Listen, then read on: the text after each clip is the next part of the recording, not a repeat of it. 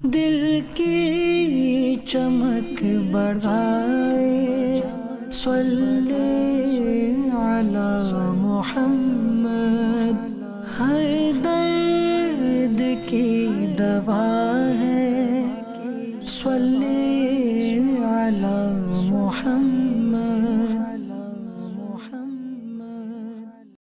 الحمدللہ رب العالمین والصلاة والسلام علی سید المرسلین، اما بعد فاعوذ باللہ من الشیطان الرجیم، بسم اللہ الرحمن الرحیم۔ الصلاة والسلام علیک یا رسول اللہ وعلی آلک واصحابک یا حبیب اللہ، الصلاة والسلام علیک یا نبی اللہ وعلی آلک واصحابک یا نور اللہ۔ میٹھے میٹھے اسلامی بھائیوں اور مدنی چینل کے ناظرین، مدنی چینل کا سلسلہ ہر درد کی دوا ہے صلی علی محمد صلی اللہ علیہ وسلم، یہ سلسلہ لے کر ہم حاضر ہیں، اور اس سلسلے میں ہم درود پاک کی بڑی ہی شاندار فضیلتوں کو بیان کرتے ہیں، کچھ احادیث سنتے ہیں، کچھ واقعات سنتے ہیں، تاکہ ہمارے اندر مزید موٹیویشن، مزید یہ شوق پیدا ہو کہ ہم اپنے آقا علیہ الصلوۃ والسلام پر کثرت سے درود پڑھیں۔ ہر سلسلے میں ہم کوشش کرتے ہیں کہ کوئی ایسا درود بھی آپ کو بتایا جائے جس کی اسپیشل، جس کی زبردست فضیلت ہو، اور وہ وظیفہ ہم پڑھیں اور اس کی برکتیں لوٹیں۔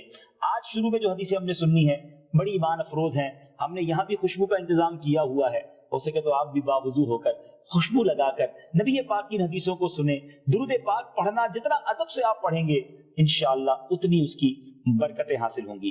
علامہ نبہانی رحمۃ اللہ تعالی نقل فرماتے ہیں کہ جب اللہ عز و جل نے حضرت آدم علیہ السلام کو پیدا کیا تو انہوں نے آنکھیں کھولی تو عرش پر اسم محمد صلی اللہ تعالی علیہ وسلم انہوں نے لکھا ہوا دیکھا۔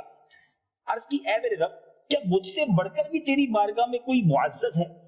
اللہ نے ارشاد فرمایا، ہاں، یہ نام تیری اولاد میں سے ایک نبی صلی اللہ تعالی علیہ وسلم کا ہے جو تجھ سے بڑھ کر میرے ہاں معزز ہے۔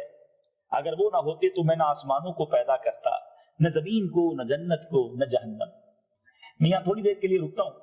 یہ بڑی خوبصورت بات ہے اس حدیث میں کہ رب فرماتا ہے اگر انہیں پیدا نہ کرتا، نہ زمین بناتا، نہ دنیا بناتا، نہ جنت بناتا، نہ جہنم بناتا۔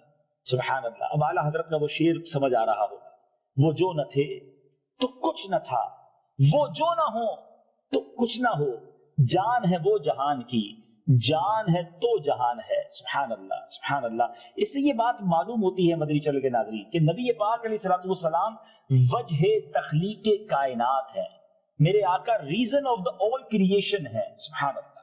اب آگے حدیث سنتے ہیں۔ پھر جب اللہ عز و جل نے ان کی پسلی سے حوا رضی اللہ تعالی عنہا کو پیدا کیا تو حضرت آدم علیہ السلام نے اب نگاہ اٹھا کر دیکھا کہ ایک ایسی مخلوق کو دیکھا جس کے مشابہ اور کوئی مخلوق نہ تھی۔ فرسٹ ٹائم آپ نے کسی ویمن کو، کسی عورت کو دیکھا تھا۔ اللہ عز و جل نے حضرت آدم علیہ السلام میں بھی خواہش پیدا کی تھی۔ انہوں نے عرض کی، یا الہی یہ کون ہے؟ فرمایا حوا ہے۔ عرض کیا ان کو میرا جوڑا بنا دیجئے۔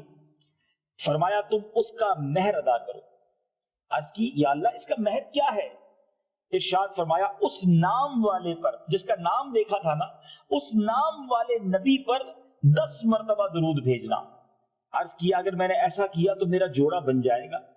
ارشاد فرمایا ہاں۔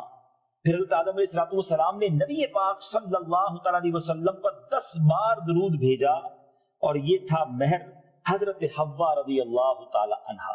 اللہ اکبر۔ گویا کہا جا سکتا ہے ہم جو آدمی ہیں، حضرت آدم علیہ السلام کی اولاد ہیں، یہ سلسلہ چلنا بھی میرے آقا ہی کے نام کے صدقے ہے، کیونکہ جو حوا رضی اللہ تعالی عنہا ہماری امی حضور کا جو مہر تھا وہ نبی پاک علیہ السلام پر 10 بار درود پاک پڑھنا تھا۔ اے میرے میٹھے اسلامی بھائیوں، اس واقعے سے یہ بھی پتہ چلتا ہے کہ نبی پاک علیہ السلام کا مرتبہ رب کی بارگاہ میں کیسا ہے، اور میرے آقا بظاہر تو بعد میں تشریف لائے، مگر ان کا تذکرہ، ان کا نام، ان کی جو شہرت تھی، سبحان اللہ، ڈے 1 سے ہے عرش پر میرے آقا کا نام دیکھا ہے۔ کیا بات ہے، کیا بات ہے میرے آقا مدینے والے مصطفیٰ صلی اللہ تعالی وسلم کی شان کی۔ اور اندازہ ہو رہا ہوگا کہ درود پاک کتنا رب کو محبوب ہے کہ حضرت آدم علیہ السلام اور حضرت حوا کا جو جوڑا بنتا ہے، گویا جو نکاح ہوتا ہے، اس کا مہر جو ہے اس سرور کائنات صلی اللہ تعالی علیہ وسلم پر 10 بار درود پاک پڑھنا ہے۔ بہت سارے ناظرین مجھے سن رہے ہوں گے، حاجتیں ہوتی ہیں، ہماری ڈیزائرز ہوتی ہیں، ہماری تمنائیں ہوتی ہیں۔ آج میں بڑی پیاری حدیث سنانے جا رہا ہوں، آپ کے دل میں جو تمنائیں ہیں نا وہ پوری ہو سکتی ہیں، آپ کی حاجتیں پوری ہو سکتی ہیں۔ رسول اللہ صلی اللہ تعالی علیہ وسلم نے ارشاد فرمایا، من صلی علی فی یوم 100 مرۃ قضى اللہ له 100 حاجۃ 70 منها لآخرته و30 منها لدنیا. آقا فرماتے ہیں جس نے روزانہ مجھ پر 100 مرتبہ درود بھیجا، اللہ عز و جل اس کی 100 حاجات پوری فرمائے گا. 100 درود پاک 100 حاجتیں پوری ہوں گی، اور فرمایا ان میں 70 آخرت کی اور 30 دنیا کی حاجات ہوں گی.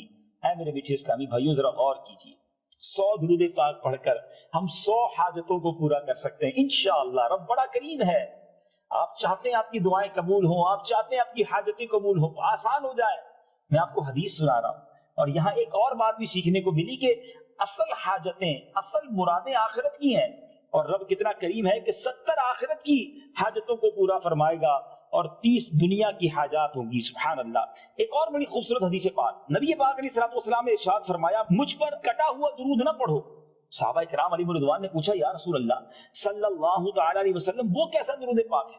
فرمایا اللہم صلی علی محمد کہو اور پھر رک جاؤ، بلکہ یوں کہو اللہم صلی علی محمد وعلی آل محمد، یعنی اے اللہ درود بھیج محمد پر اور آل محمد صلی اللہ تعالی علیہ وسلم پر. یعنی ہمیں درود پاک کوشش یہ کرنی چاہیے کہ وہ والا سلیکٹ کریں جس میں آل رسول پر بھی، نبی پاک کی آل پر بھی درود ہو. سبحان اللہ. تو مزید برکتیں ملیں گی. میرے بیٹے اسلامی بھائیوں، کچھ حدیثیں آپ نے سن لی ہیں، اب دعائیں قبول ہونے کا نسخہ سن لیجیے. سب چاہتے ہیں دعائیں قبول ہوں، التجائیں قبول ہو جائیں. سبحان اللہ. حضرت علی سے مروی ہے رسول اللہ صلی اللہ تعالی علیہ وسلم نے ارشاد فرمایا صلاتکم علی محرزۃ لدعائکم ومرضات لربکم وزکاۃ لاعمالکم. میرے آقا فرماتے ہیں تمہارا مجھ پر درود پڑھنا تمہاری دعاؤں کو محفوظ کرنے والا ہے، اور تمہارے رب عز و جل کی رضا کا باعث ہے، اور تمہارے اعمال کے لیے طہارت ہے. سبحان اللہ. مدنی چینل کے ناظرین ذرا سوچئے کہ درود پاک دعاؤں کی حفاظت کرنے والا ہے اور اللہ کی رضا کا باعث ہے اور اعمال کے لیے طہارت ہے. ایک اور حدیث پاک سنیے. میرے آقا علیہ الصلوۃ والسلام فرماتے ہیں الدعاء كله محجوب، ہر دعا حجاب میں رہتی ہے، حتی یکون اوله ثناء علی اللہ عز وجل وصلاۃ علی النبی صلی اللہ علیہ وسلم، حتیٰ کہ اس کی ابتدا میں حمد الہی اور نبی کریم علیہ السلام پر درود بھیجا جائے. ثم یدعو فیستجاب لدعائہ، پھر دعا مانگے تو اس کی دعا قبول کی جائے گی. سبحان اللہ. آپ پتہ چلا کہ اللہ کی پہلے حمد ہو، پھر درود ہو، پھر دعا ہو. ڈائریکٹ مانگنا شروع نہ کریں. آپ نے دیکھا ہوگا دعوت اسلامی کے اجتماعات میں امیر اہل سنت کا بھی ایک انداز ہم نے دیکھا، الحمدللہ رب العالمین والصلاۃ والسلام علی سید الانبیاء والمرسلین. اب یہاں پر حمد بھی ہو گئی، نبی پاک پر درود بھی ہو گیا، پھر دعا شروع کریں گے تو انشاءاللہ اس درود کی برکت سے، حمد الہی کی برکت سے آپ کی دعائیں جو ہیں وہ قبول ہوں گی. میرے بیٹے اسلامی بھائیوں، اب دعا درود سے کیسے قبول ہوتی ہے یہ بڑی خوبصورت حدیث پاک سے آپ کو سیکھنے کو ملے گا. حضرت عبداللہ ابن عباس رضی اللہ تعالیٰ عنہما نے ارشاد فرمایا کہ جب تم اللہ عز و جل سے دعا کرنے لگو تو اپنی دعا میں نبی پاک علیہ السلام پر درود بھیجو، کیونکہ درود تو یقیناً مقبول ہے اور اللہ عز و جل کے کرم سے یہ بعید ہے، وہ ایسا کریم ہے، یہ اس کی شان کے لائق نہیں ہے کہ دعا میں سے کچھ تو قبول کرے اور کچھ رد کر دے.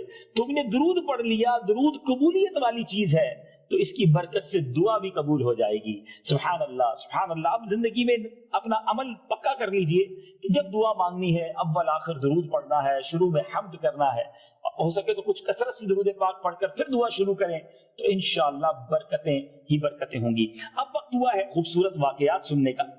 دلال الخیرات شریف کو کون نہیں جانتا؟ یہ درود پاک کی وہ شہرہ آفاق کتاب ہے جو دنیا کے کونے کونے میں پڑھی جاتی ہے، مختلف زبانوں میں اس کے تراجم ہو چکے ہیں، انٹرنیشنلی ریناؤنڈ، زبردست اس کی شہرت ہے اس کتاب کی. یہ کیسی کتاب ہے سبحان اللہ. یہ کتاب لکھی کیسے گئی، اس کی وجہ کیا بنی، بڑا ایمان افروز واقعہ ہے. کیونکہ دلال الخیرات شریف جو لکھنے والے ہیں اس کے جو مؤلف ہیں محمد بن سلیمان جزولی رحمۃ اللہ تعالی علیہ. سبحان اللہ. آپ کہتے ہیں کہ ایک بار آپ نماز کے وقت کہیں جا رہے تھے اور وضو کرنے کے لیے کھڑے ہو گئے، مگر قریب کنواں تھا، کنویں سے پانی نکالنے کے لیے کوئی طریقہ نہیں تھا، کوئی رسی یا ڈول وغیرہ نہ تھا. آپ پریشان تھے کیونکہ وضو کرنا تھا. تو قریب ہی ایک مکان کی چھت پر ایک چھوٹی منی موجود تھی، مدنی منی. اس نے پوچھا کہ آپ کون ہیں؟ تو آپ نے اپنا نام بھی بتایا اور صورتحال بھی بتائی کہ میں پانی نہیں نکال پا رہا. تو وہ بچی کہتی ہے کہ آپ ہی وہ بزرگ ہیں جن کی بڑی مدح سرائی کی جاتی ہے، جن کا بڑا چرچا ہے. آپ اور آپ حیران کھڑے ہیں کہ کنویں سے پانی باہر کیسے نکالیں گے. یہ کہہ کر اس بچی نے کنویں میں تھوک دیا. اس مدنی منی کا، اس بچی کا تھوک کنویں میں جانا تھا کہ پانی جوش مار کر کنویں کے منہ پر آ گیا، اتنا اوپر آ گیا. حضرت شیخ نے وضو کیا، وضو سے فارغ ہو کر فرمایا میں تجھے قسم دے کر پوچھتا ہوں کہ تو اس مقام پر کیسے فائز ہوئی؟ وہ بولی اس ذات اقدس صلی اللہ علیہ وسلم پر کثرت سے درود و سلام کی وجہ سے جو ویران کھنڈروں میں چلتے تو وحشی جانور ان کے دامن سے لپٹ جایا کرتے تھے. اس پر شیخ نے قسم کھائی کہ نبی پاک علیہ السلام پر درود و سلام کے موضوع پر کتاب ضرور لکھے گی. وہ مدنی منی ریزن بنی، سبب بنی دلائل الخیرات شریف لکھنے کا. اور حضرت محمد بن سلیمان جزولی رحمت اللہ تعالی علیہ کو درود پاک کا ایسا فیضان نصیب ہوا کہ آج ان کو دنیا سے گئے ہوئے سینکڑوں برس ہو گئے، مگر دنیا کے کونے کونے میں عاشقان رسول دلائل الخیرات شریف پڑھتے ہیں، اس کا ورد کرتے ہیں. اور آپ کے بارے میں آتا ہے کہ ایک عرصے تک آپ کی قبر سے مشک کی خوشبو آتی رہی. حضرت محمد بن سلیمان جزولی رحمت اللہ تعالی کا آج بھی مزار شریف مرجع خلائق ہے، دنیا بھر سے لوگ جاتے ہیں، برکتیں لوٹتے ہیں.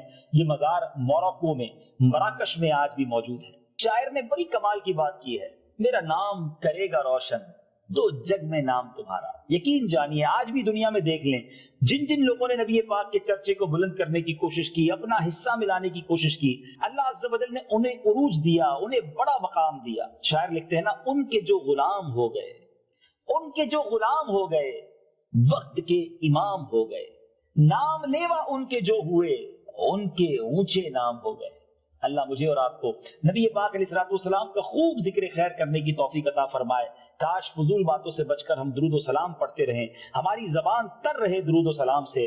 مدنی چینل دیکھتے رہیے، اگلے سلسلے میں چند اور احادیث، خوبصورت واقعات لے کر حاضر ہوں گے اور درود پاک کے شوق کو مزید بڑھانے کی کوشش کریں گے. صلو علی الحبیب صلی اللہ تعالی علی محمد صلی اللہ علیہ وسلم.